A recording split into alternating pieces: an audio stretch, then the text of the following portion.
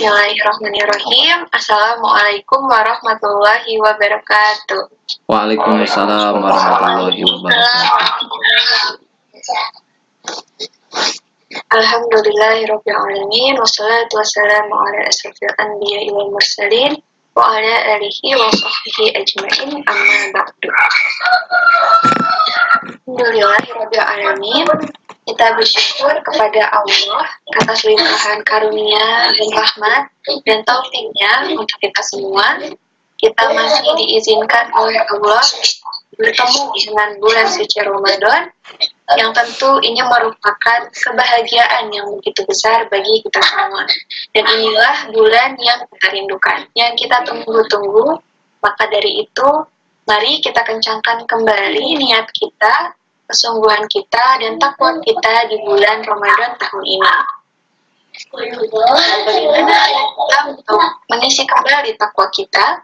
Di antaranya adalah dengan mengisi waktu-waktu selama bulan Ramadan dengan mengkaji ilmu, baik itu Al-Quran, hadis, maupun hal-hal yang bertemakan syariat Islam.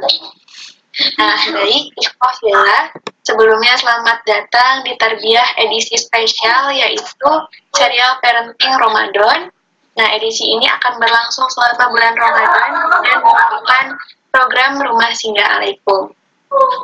Nah, sebelum kita mulai ke para materi, di sini saya akan dulu ya, terlebih dahulu aturan-aturan yang harus dipatuhi oleh peserta tarbiyah. Nah, jadi yang pertama, peserta tarbiyah harus menguruskan niat lillahi ta'ala karena Allah dalam mencari ilmu. Kemudian yang kedua, peserta tarbiyah diharapkan menggunakan pakaian yang sopan, bersih, dan rapi. Bagi yang akhwat diwajibkan untuk menggunakan pakaian yang tertutup.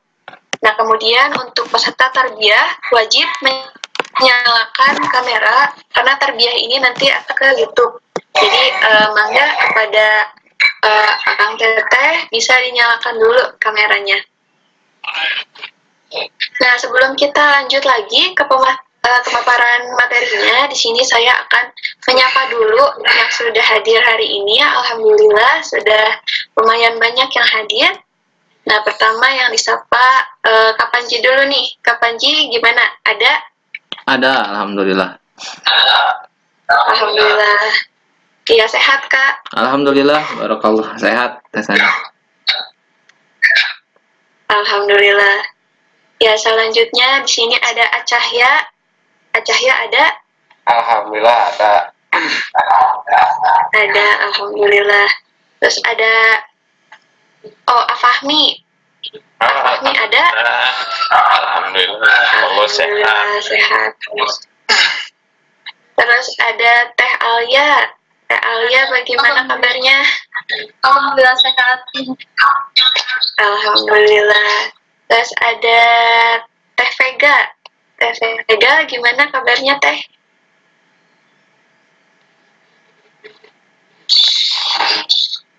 Ya mungkin masih kendala ya jaringan mungkin ya. Nah, terus ada Teh Silma. Teh Silma ada? Iya, hadir Teteh. Alhamdulillah. Ya, mohon maaf sebelumnya. Mau izin off cam ya ini. Apa? Oh iya. Bapak hamil ya Bapak. Kena denda. Ya, yang nyari ilmu tapi nyari posisi anak gitu. Oh, enggak. Ya, iya gak apa-apa Teh Silma. Iya gak apa-apa Teh. Ya. Nah, baik. Lanjut lagi. Jadi serial Parenting Ramadan ke-1 ini berjudul Saum Punya Tujuan. Nah, tentu pastinya kita semua sudah sangat paham ya bahwasannya Allah itu menurunkan suatu syariat pasti ada tujuannya, ada maksudnya. Dan semua yang ada di dunia ini diciptakan dengan ada fungsi dan tujuannya. Nah, jadi yang akan kita bahas pada tarbiyah hari ini itu ada dua. Yang pertama itu adalah apa tujuan saum. Terus yang kedua, kita akan bahas adakah hal-hal atau pengetahuan-pengetahuan yang harus kita ketahui agar dengan pengetahuan tersebut kita bisa memperkuat fokus kita terhadap tujuan saum itu. Nah, untuk kedua pertanyaan ini nanti akan dibahas oleh Apanji. Jadi, mangga kepada Apanji, waktu dan tempat dipersilakan. Ya, makasih Teh Sani. Bismillah, alhamdulillah, hamdan katsiran thayyiban mubarakan fih. Asyhadu an la ilaha illallah wahdahu la syarikalah wa asyhadu anna Muhammadan abduhu wa rasuluh. Allahumma shalli wa sallim wa barik wa alim ala nabiyyina Muhammadin. Faqala Allah Ta'ala fil Qur'anil Karim, a'udzu billahi minasyaitonir rajim. Ya ayyuhalladzina amanu kutiba alaikumus syiyamu kama kutiba alal ladzina min qablikum la'allakum tattaqun. Terlebih dahulu saya ingin mengucapkan jazakumullahu khairan katsiran yang telah hadir di pertemuan pertama ya, serial parenting Ramadan tahun 1443 Hijriah. Mari kita sambut Ramadan ini dengan hati yang penuh kebahagiaan iman gitu, serta dengan penuh harap. Mudah-mudahan Ramadan tahun ini kita bisa memaksimalkan segala amaliyah-amaliyahnya dan bersyukur juga kita pada Allah. Allah masih memperkenankan, memberikan izin untuk kita dapat kesempatan, karena bulan suci Ramadan ini kesempatan yang begitu besar bagi orang-orang yang beriman. Baik, ada dua pertanyaan dari Teh Sani yang tadi dilontarkan. Kedua pertanyaan itulah yang akan kita bahas pada pagi yang berkah ini insya Allah. Yang pertama, apa itu tujuan saum itu ya, Teh Sani ya? Ya. Ikhwah fillah, setiap perintah yang Allah berikan kepada kita ya, syariat yang Allah turunkan kepada kita gitu, tentu itu ada maksud dan tujuan. Tidak mungkin Allah menurunkan satu syariat kalau tidak ada tujuan. Pasti ada tujuan dan maksud kenapa Allah memerintahkan kita saum khususnya gitu ya. Jadi kalau saum itu hanya sekedar menahan lapar dan haus saja gitu, atau hanya menggeser waktu makan dan minum saja, maka hewan-hewan pun bisa melakukan itu. Contoh misalkan ada unta ya. Unta itu bisa nggak minum, nggak makan selama 40 hari. Sahurnya itu sehari, saumnya itu 40 hari loh guys. Kan nyimpen cadangan air di punuknya ya, itu bisa bertahan sampai 40 hari gitu. Terus ada hiu juga sama, bisa berpuasa selama 90 hari. Kemudian hewan-hewan yang lain. Jadi kalau puasa atau saum itu persoalannya cuma menahan makan, menahan haus, kemudian menggeserkan waktu makan dan minum saja, makhluk-makhluk Allah yang lain pun lebih bisa dibanding kita. Kita mah gak makan sehari juga gak akan kuat. Maksudnya, iya, jangankan 2 hari, 3 hari gitu kan. Berapa jam telat makan juga udah kena lambung, udah pusing gitu. Itu artinya hewan bisa saum tujuannya misalkan kalau ayam ya untuk mengerami telur ya agar menetas. Dan manusia tujuannya apa saum? Apa tujuannya? Tercantum di Quran surat Al-Baqarah ayat 183 di akhir kalimat. La'allakum tattaqun, agar kalian bertakwa. Jadi tujuan saum itu agar kita bertakwa gitu. Jadi, maknanya apa sih gitu? Kalau di 11 bulan yang lain kita makan minum bebas jam berapapun gitu, tapi di bulan ini ada waktu-waktu khusus. Kapan jam sahur, kapan waktu berbuka. Ini agar apa sih maknanya? Agar terlatih disiplin kita. Dengan disiplin ini nanti ketaatan kepada Allah akan terbentuk. Ya. Kemudian kalau 11 bulan yang lain kita sering mengabaikan kesehatan ya dengan asal makan, tidak teratur makannya gitu kan. Tetapi di bulan ini pencernaan kita, tubuh kita dituntut untuk mengatur waktu. Jamnya stabil gitu selama 30 hari ini, 29 atau 30 hari ini jamnya sama gitu. Dan ini insya Allah akan menyehatkan tubuh kita. Nah, nanti ini akan membentuk apa? Ketaatan juga. Dengan kita menjaga kesehatan lewat saum Ramadan ini akan menumbuhkan ketaatan kita kepada Allah juga. Kemudian kalau di 11 bulan yang lain kita pahalanya itu kan nggak ada kayak di saum Ramadan gitu. Pahala di saum Ramadan itu kan dilipat gandakan, ya. Ini apa sih maksudnya, kenapa Allah melipat gandakan di bulan Ramadan ini pahalanya, kenapa kok dilipat gandakan? Karena itu agar menjadi motivasi bagi orang-orang beriman untuk beramal. Sehingga dengan kalau si orang beriman itu terbiasa ya untuk beramal, itu akan terlatih dan membentuk ketaatan juga, gitu ya. Kemudian kalau di 11 bulan yang lain kita sering lalai sedekah, tapi entah kenapa Masya Allah di bulan ini rasanya itu Allah tuh kayak memudahkan aja. Tiba-tiba kita tuh ingin memberi, ingin ini kan kemudahan ini tentunya taufik dari Allah. Agar kita ini agar kita ini taat juga dengan kemudahan itu. Kemudian kalau di 11 bulan yang lain kita biasanya lalai membaca Al-Quran, jarang membaca Al-Quran. Tetapi di bulan ini Allah memberikan kemudahan kepada kita untuk lebih peka lagi membaca Quran, lebih peka lagi mengkaji Quran. Dan itu kemudahan yang Allah berikan itu merupakan satu nikmat, ya.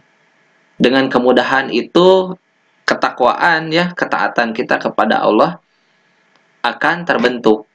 Nah, itu makna-makna dari kalimat la'allakum tatakun, agar kalian bertakwa. Jadi tujuan saum itu apa? La'allakum tatakun, agar kalian bertakwa. Maknanya apa yang tadi dijabarkan? Itu Tesani. Masya Allah, tabarakallah. Berarti surat Al-Baqarah ini ayat yang 183 itu kan seruannya ya ayyuhalladzina amanu. Nah, bukan ayyuhannas ya Kak. Ya. Nah, jadi itu hanya orang-orang yang beriman saja dong Kak yang melaksanakan ketaatan-ketaatan. Ya, tentu. Karena kalau kita baca literasi ya, begini, ayat yang isinya itu ya ayyuhannas itu turunnya selalu di Mekah. Turunnya di Mekah kalau kata para ulama. Hai manusia itu di Mekah. Tetapi kalau ya ayyuhalladzina amanu itu ayat Madaniyah, ayat yang turunnya setelah Nabi Shallallahu Alaihi Wasallam hijrah ke Madinah. Jadi saum ini yang diseru apa? Orang-orang yang beriman, bukan manusia. Itu artinya antara hai manusia dengan hai orang-orang yang beriman beda gitu. Jadi kuncinya apa? Hanya dengan keimanan orang-orang bisa sukses gitu di dalam menjalankan saum Ramadan ini. Dengan iman, kuncinya iman. Kalau gak iman ya banyak di jalan-jalan mungkin di warteg gitu ayah kaki. Wallahu a'lam. Gak suuzon sih. Maksudnya kalau tanpa keimanan ya susah juga. Jadi intinya itu Tesani, kuncinya keimanan gitu. Ya itu. Oke Kak. Nah, kalau kita lihat ya Kak dari pengalaman-pengalaman kita gitu di saum-saum kemarin, biasanya kalau kita saum itu kadang fokusnya selalu teralihkan gitu ya. Iya. Nah, misal kalau habis sahur itu kan waktunya kita mengharap ampunan dari Allah gitu ya. Tapi malah kadang suka ngerasa ngantuk atau malah fokusnya teralih jadi nonton TV gitu. Iya. Nah, terus kan biasanya kalau saum-saum pertama tuh semangat gitu ya buat ngejar-ngejar amal-amalnya gitu ya. Tapi makin akhir, makin mendekati Lebaran, malah sibuk tuh nanti buka sama apa, terus bukber sama siapa, terus baju Lebaran gimana. Nah, ini kan seharusnya fokusnya nggak ke sana gitu ya. Nah, apakah ini itu perlu dirubah juga gitu Kak? Dan bagaimana sih cara kita bisa merubah itu? Dan apa hal-hal yang bisa bikin kita itu fokus lagi gitu Kak, tujuan saum kita? Kayak gitu Kak. Ya itu sih kadang kita ini kan tujuannya sudah tahu bahwa saum itu la'allakum tatakun ya. Tujuannya itu agar kita takwa, tetapi sudah berapa puluh kali kita menjalankan saum. Bahkan Rasulullah Shallallahu Alaihi Wasallam itu kan cuma menjalankan saum itu 9 kali gitu. Kita lebih nih, udah ada puluhan kali, tetapi kok kayaknya kurang ada peningkatan. Mungkin peningkatannya ada tetapi apa gitulah gitu. Kenapa gitu? Itu artinya kan fokusnya kemana nih? Jadi kita harus menentukan fokus kita. Fokus kita nih ke takwa. Tapi cara menggapai takwa itu step by stepnya seperti apa gitu. Nah, mungkin gini ya. Mungkin kalau kita baca sejarah misal literasi tentang pensyariatan saum, mungkin ini akan membuat pikiran kita berubah dan membuat pikiran kita akan berubah. Kenapa? Karena ternyata ya saum yang kita jalankan ini caranya itu yang termudah dibanding orang-orang sebelum kita. Beda gitu.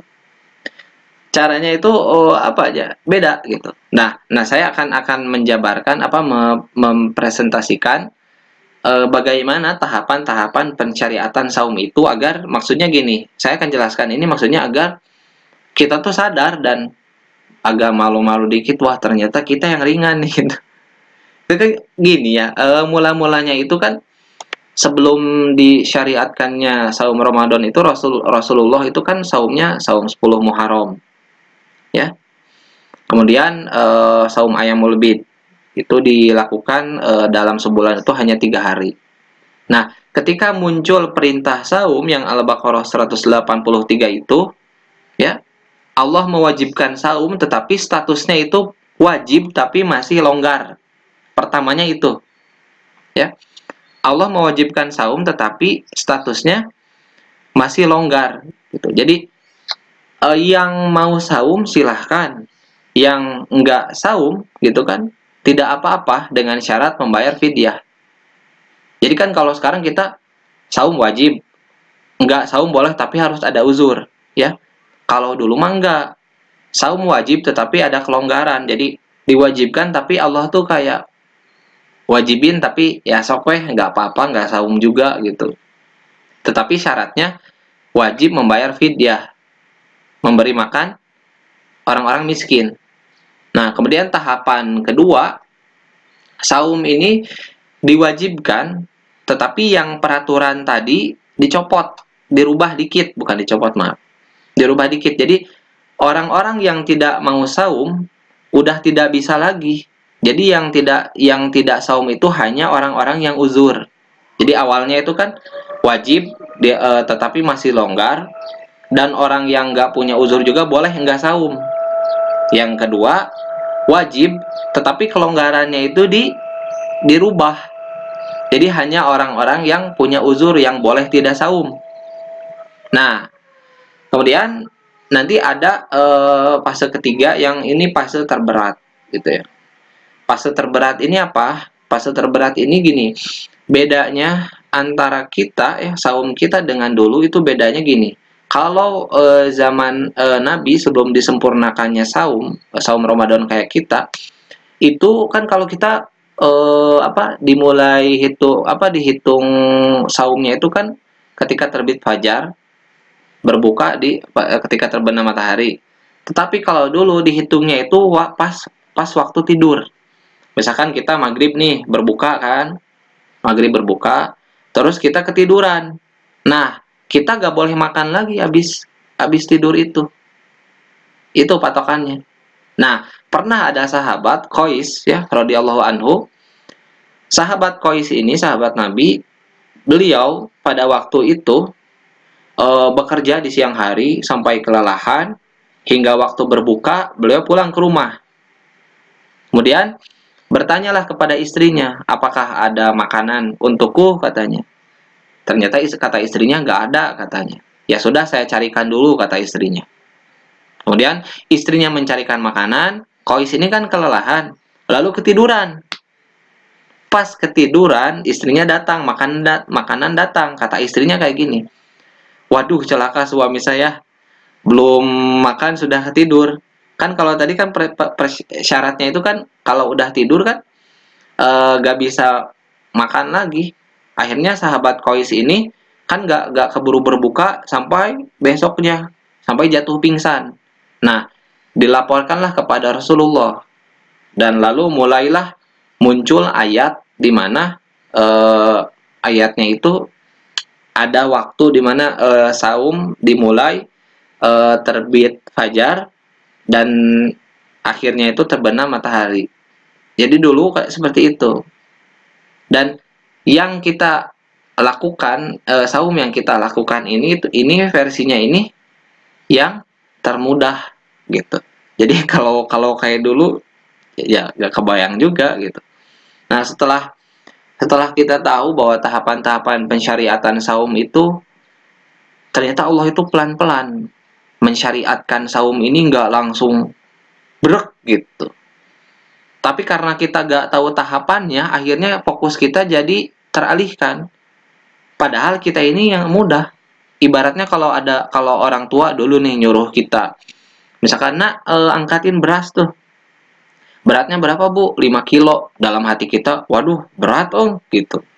Padahal ada yang lebih berat dari 5 kilo, 10 kilo, 15 kilo, 20 kilo. Tapi kita tahunya 5 kilo itu berat.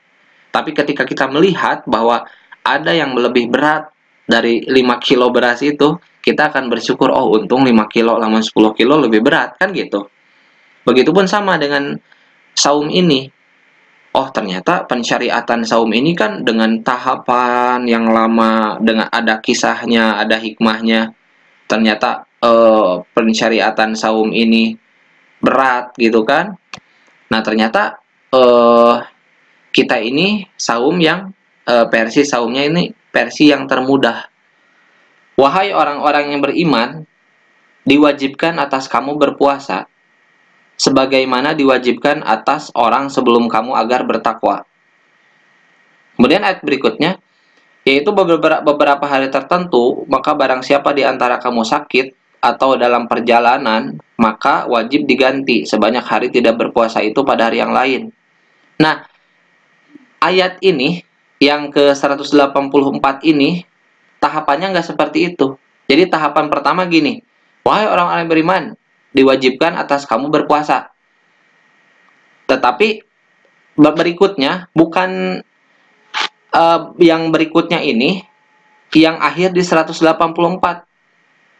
Wah, kan Allah mewajibkan tuh di 183.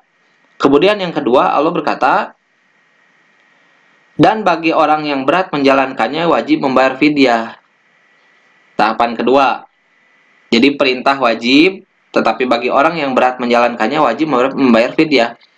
Jadi yang berat ini bukan berarti yang sakit, tetapi yang pokoknya yang nggak mau saum aja. Kalau nggak mau saum ya udah bayar fidyah. Itu susunan ayatnya ya. Kalau bukan secara mushaf, bukan secara ini kan di 183 sampai 185 ini kan sudah sempurna. Tetapi sebetulnya kalau lihat pensyariatan tahapannya bukan seperti yang terlihat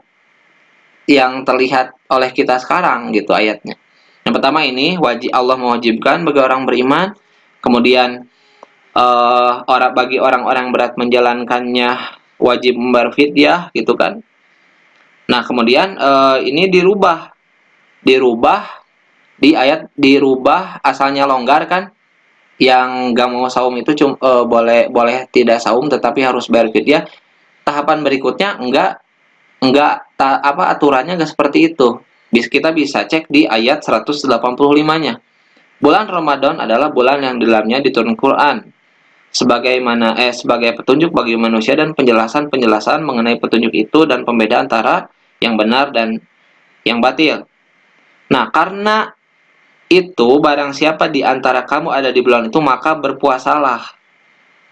Jadi asalnya itu Allah melonggarkan tetapi langsung diperintahkan kalau di bulan itu berpuasa kata Allah.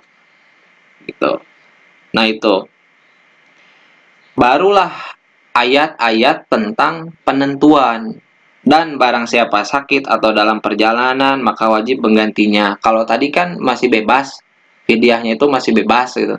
Tetapi sekarang mah fidyah berlaku hanya orang-orang yang memiliki uzur. Nah, kemudian pada hari-hari yang lain, nah Allah menghendaki kemudahan bagimu dan tidak menghendaki kesukaran bagimu. Nah, setelah itu Allah berkata seperti itu. Jadi itu tahapan-tahapannya. Nah, jadi yang kalau kalau yang kita lihat ini dari 183 sampai 185 ini sudah menjadi syariat yang utuh, tetapi secara tahapan, bukan seperti ini.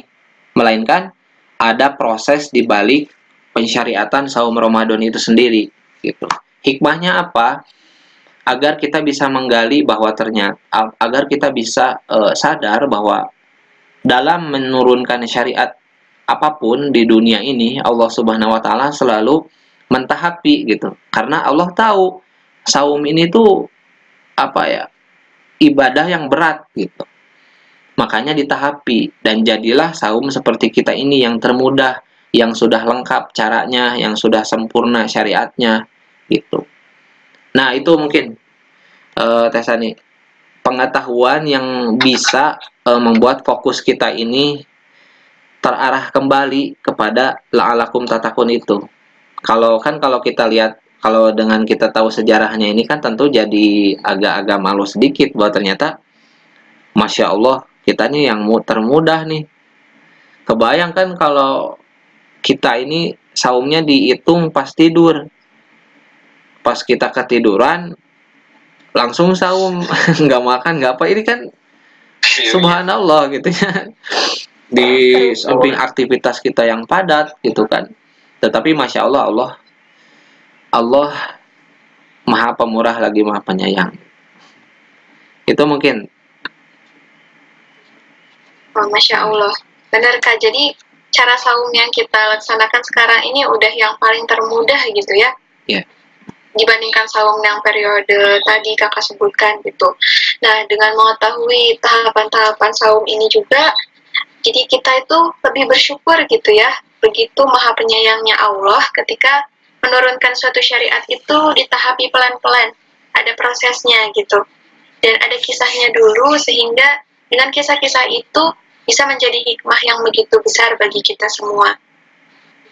Nah, kemudian yang kedua, dengan kita mengetahui tahapan-tahapan dari saum tadi, itu jadi sadar juga gitu, benar yang tadi Kak Panji bilang, lebih baik 5 kilo, 10 kilo, atau 15 kilo ya. Kita tahunya 5 kilo itu berat, padahal ada 10 atau 15 kilo yang jauh lebih berat gitu. Nah, Masya Allah, baik, tadi sudah dipaparkan ya sama Kak Panji 2 pertanyaan, udah terjawab. Nah, sekarang mungkin bisa kita lanjutkan ke sesi pertanyaan.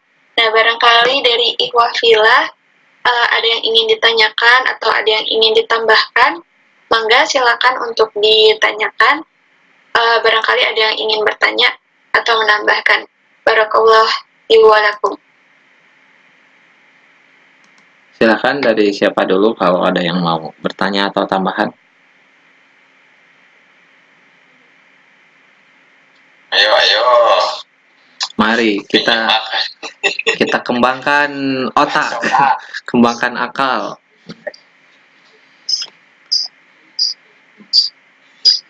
Aduh, lowbat baterai ya. Saya Ji. Mangga. Kumaha? Ayo, ya silakan ya. Tadi saya dengar mungkinnya karena mungkin cara saum Ramadan kita mudah, kadang ada orang tuh berpikir bahwa lama berat, nama gampang, mendingan kalem gitu. Kadang ada yang menyepelekan gitu, tak gimana gitu. Iya, karena mengakalnya gitu. Mungkin itu mah karena faktor iman itu tadi, karena belum merasakan manisnya iman. Jadi terbiasa melihat saum itu cuma menahan haus dan lapar saja gitu. Ya, jadi seperti itu. Berbeda dengan saumnya ini kuncinya, pintu masuknya di iman dulu gitu. Gak akan bicara seperti itu. Jadi benar ya ayyuhalladzina amanu, ayat itu kan ayat 183 itu benar kuncinya itu. Coba lihat di ayat 183, nah kan gini kan, coba ini kunci-kuncinya agar kita ini tidak menyepelekan saum. Kenapa Allah mencantumkan, pertama itu kan mencantumkan wahai orang-orang yang beriman, Jadi kunci masuk kepada saum itu agar tidak menyepelekan kayak Cahaya tadinya, kuncinya itu masuknya di pintu iman. Kemudian di akhirnya coba, sebagaimana diwajibkan atas orang sebelum kamu. Jadi seakan-akan Allah tuh bicara kayak gini. Tuh lihat tuh pengalaman yang orang-orang yang lain yang saum kayak gimana. Coba pelajari deh. Dan kalau kita pelajari, kita akan mendapatkan keimanan. Jadi kuncinya pintu masuklah iman. Terus suruh melihat atau suruh mempelajari pengalaman-pengalaman orang-orang terdahulu sebelum kamu, kata Allah. Kita lihat bagaimana sejarah pensyariatan saum tadi kita sudah tahu. Kemudian bagaimana dulu nabi-nabi melaksanakan saum gitu kan. Nah, mungkin dengan pintu masuk seperti ini tidak akan menyepelekan. Tapi memang tabiatnya manusia justru biasanya kalau semakin difasilitasi kemudahan biasanya suka jadi lalai gitu. Jadi kembali lagi kuncinya ilmu itu tadi. Kuncinya iman, kemudian pelajari orang-orang sebelum kita gitu. Pelajari pengalaman-pengalaman orang-orang terdahulu bagaimana. Ya, di antaranya yaitu pensyariatan saum. Itu Yakin nuhun. Yo. Nah, lagi. Ya, barangkali dari Teh Silma atau Teh Vega boleh mau bertanya atau Silma mau izin masuk ya Tesan sama Kak Panji. So. Iya, Teh Gitu. Silma. Masya Allah gitu ya. Kan ternyata saum itu kan ada tahapan-tahapannya gitu. Sampai akhirnya bisa kayak gini, syariatnya udah lengkap gitu. Padahal dulu nggak gitu. Ya jadi apa ya, sama halnya kayak kan itu kan dari asalnya saum tuh belum lengkap syariatnya, sampai akhirnya sekarang lengkap.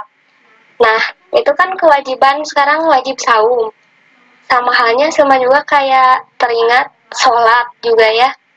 Termasuk itu juga ada tahapannya gitu. Kalau misalkan kita lihat sejarah ya dulu, untuk menjadi wajib syariat wajib sholat itu sebelumnya kan bahkan kalau gak salah siapa ya, ada sahabat Nabi yang masih mabuk tapi bisa sholat gitu. Dulu mah begitu gitu. Syariat sholat itu belum sempurna gitu. Ya jadi antara kewajiban sama larangan itu Allah tahapi gitu, nggak langsung juk-juk. Gak boleh gini, gak boleh gitu. Kebayang kalau misalkan langsung syariat lengkap, mungkin manusia Kabur. takwanya kurang mungkin ya. Iya. Langsung menolak. Iya. Langsung nolak gitu. Jadi ya saya tanggapi juga kalau syariat ini dipaksakan ya akhirnya mentah. Jadi kita ke anak-anak kita, kalau kita mau mendidik ya jangan langsung digebruskan gitu. Tapi ada tahapan-tahapan tertentu karena syariat juga kan bertahap masuknya. Kalau nanti kita terlalu memaksakan akhirnya ya gak akan nurut sama syariat itu. Karena Allah pun menurunkan syariat dengan proses, ada kisahnya dulu gitu ya, agar itu mudah dicerna dan menjadikan hikmah gitu. Kayak tadi kisah sahabat Qais itu, mungkin kalau gak ada sahabat Qais itu, kejadian pingsan itu ya kita sampai sekarang bisa jadi mungkin saumnya dihitungnya pas tidur. Tapi dengan adanya sahabat Qais, kejadian itu mulai diatur gitu waktu-waktunya, mana untuk sahur, mana untuk berbuka gitu. Silakan ada yang lain.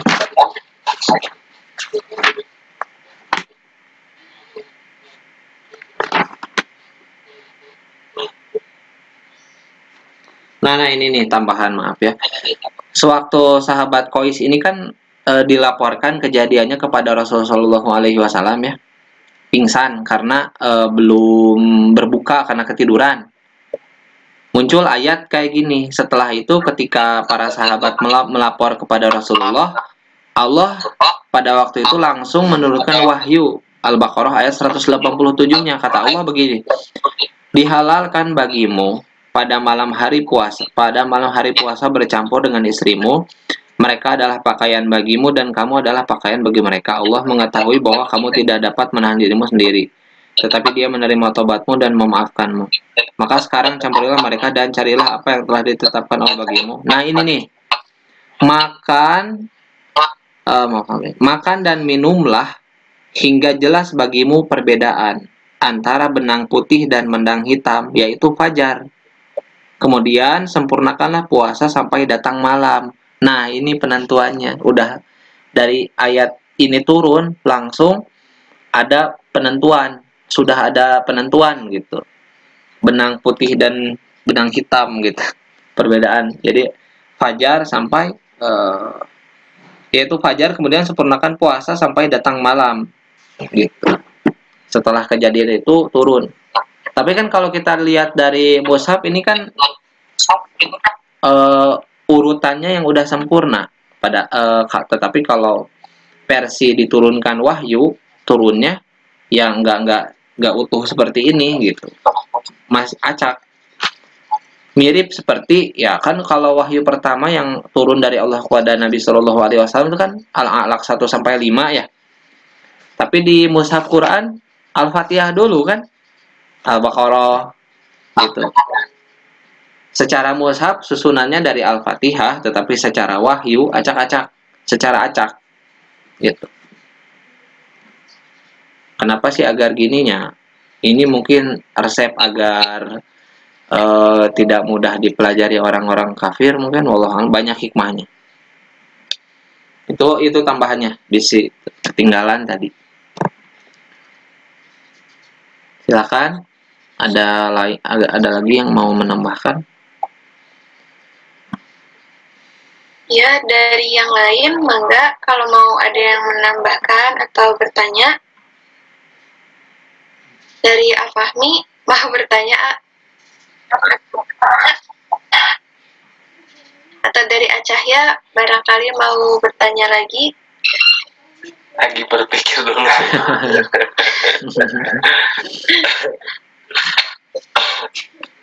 Dari Teh Sani aja lah, host.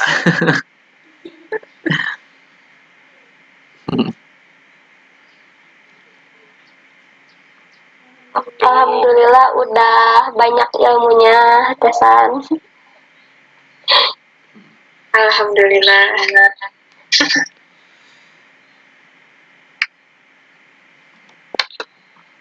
Asalnya Rasulullah itu kan saumnya itu Asyura, atau kalau enggak yang mau lebih ya, ketika disyariatkannya disyariatkannya saum Ramadan itu, yang pertama tadi kan tahapannya wajib tetapi longgar gitu. Bagi yang berpuasa lebih baik, tetapi yang enggak ya nggak apa-apa gitu. Jadi ayat pertama itu kan diwajibkan.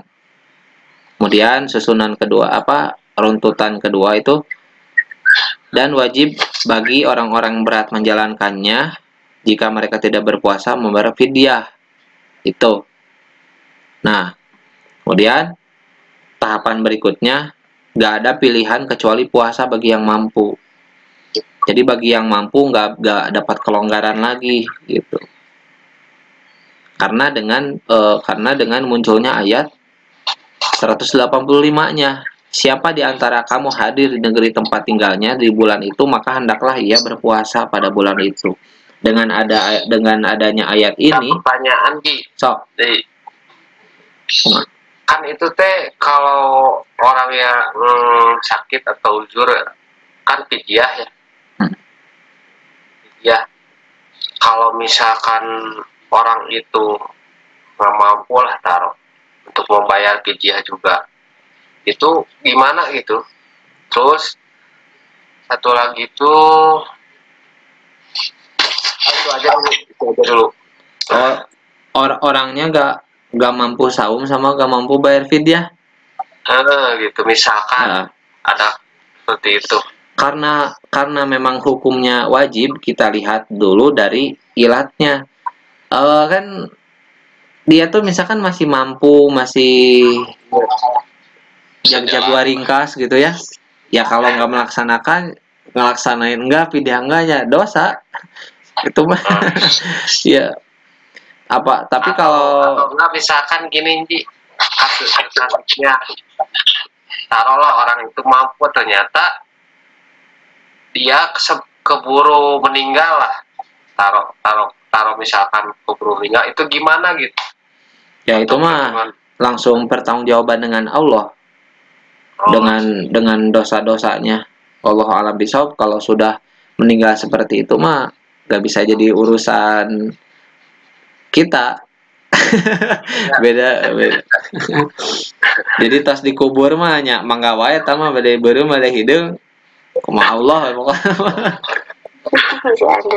Nggak, takutnya bisa diwakilkan sama orang saudara atau gimana? Nggak ada ya, nggak bisa. Kalau fidyah mah enggak, harus orang itu yang bersangkutan langsung gitu. Iya. Kecuali kayak kalau udah meninggal ya. Tapi kecuali kalau misalkan nenek-nenek kan, ya kita pangbayarin beda meureunan teu bisa kamana-mana, misalkan si emakna kan nya ke orang pangbayarkeun gitu. Ya, alhamdulillah tak terasa kita sudah di penghujung acara. Semoga tarbiyah serial parenting Ramadan ini menjadi ilmu yang bermanfaat bagi kita semua.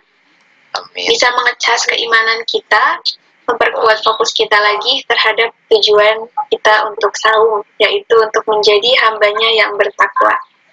Nah, mangga untuk penutupannya boleh Kak Panji untuk pimpin doa sekaligus penutup. Ya, a'udzubillahi minasyaitonirrajim. Allahumma anta rabbi la ilaha illa anta khalaqtani wa ana abduk wa ana ala ahdik wa wa'dika mastata'tu a'udzubika min syarri ma sana'tu abulaka bi ni'matika alayya wa abu'u bi dzambi faghfirli fa innahu la yaghfiru dzunuba illa anta. Ya Allah, Engkaulah Tuhanku, tidak ada Tuhan yang patut disembah selain Engkau yang menjadikan aku hambamu dan aku dalam genggamanmu. Aku dalam perjanjian beriman dan beserta bertaat kepadamu ya Allah, sekadar kesanggupan yang ada padaku. Aku berlindung kepadamu dari kejahatan yang aku perbuat. Aku mengakui atas nikmat yang Engkau berikan kepadaku dan mengakui atas dosaku. Aku mohon keampunanmu, tidaklah ada yang dapat mengampuni dosa seseorang, hanya Engkaulah, wahai Tuhanku. Rabbana la tuzigh qulubana ba'da idh hadaitana wa hab lana min ladunka rahmah innaka antal wahhab. Wahai Tuhan kami, janganlah Engkau palingkan hati kami dari Islam setelah Engkau beri hidayah kepada kami. Limpahkanlah keimanan kepada kami dari sisimu. Engkau Maha Pemberi rahmat kepada orang-orang mukmin. Rabbana taqabbal minna innaka antas samiul alim. Ya Rabb kami, terimalah amal kami. Sesungguhnya Engkaulah yang Maha mendengar lagi Maha mengetahui. Alhamdulillah, itu tadi parenting Ramadan yang berjudul Saum Punya Tujuan. Sampai jumpa di edisi berikutnya. Mudah-mudahan Allah senantiasa memberikan kita nikmat luang dan waktu, kesehatan, dan mudah-mudahan saum yang pertama dan seterusnya ini dapat menjadikan kita ini semakin fokus kepada tujuan dari saum itu sendiri, yakni la'allakum tatakun.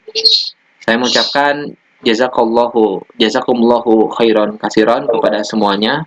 Selamat beraktivitas kembali. Silahkan. Aku qouli hadza wa astaghfirullah li wa lakum. Wassalamualaikum warahmatullahi wabarakatuh.